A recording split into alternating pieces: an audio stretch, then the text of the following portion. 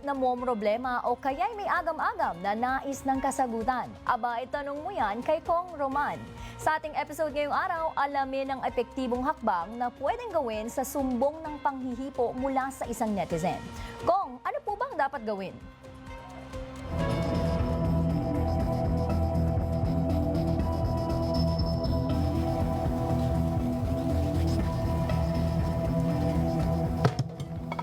Ano ba, Kuya Carlos?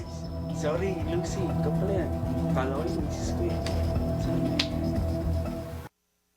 Ate, si Kuya Joshua po kasi, kapag wala kayo, hinahawakan niyo po ako kung sang parte ng katawan. Ate, hindi ko po alam yung gagawin ko. Matagal niya na po kasi ginagawa yun eh. Kung Roman, yung asawa po kasi na ate ko, tuwing wala po sa bahay yung ate ko, paulit-ulit niya po ako hinahawakan kung saan-saan. Hindi ko kung anong gagawin ko. Kung Roman, pwede niyo po ba akong matulungan? Napagkamalan lang, parang hindi ka panipaniwala, hindi depensa yan. Krimen ang ginawa sa iyo. Acts of lasciviousness o paglabag ng Safe Spaces Act dahil hinipuan ka ng walang pahintulot at tila may malaswang intensyon.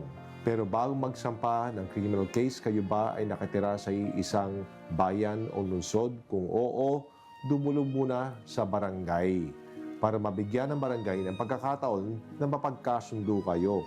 Kung hindi kayo napagkasundo, kumuha ng certificate to file action at pwede ka na magpunta sa PNP para maghabla. Tutulungan ka ng PNP Women's Desk na gumawa ng complaint affidavit na ipa-file sa piskal para simulan na ang criminal case.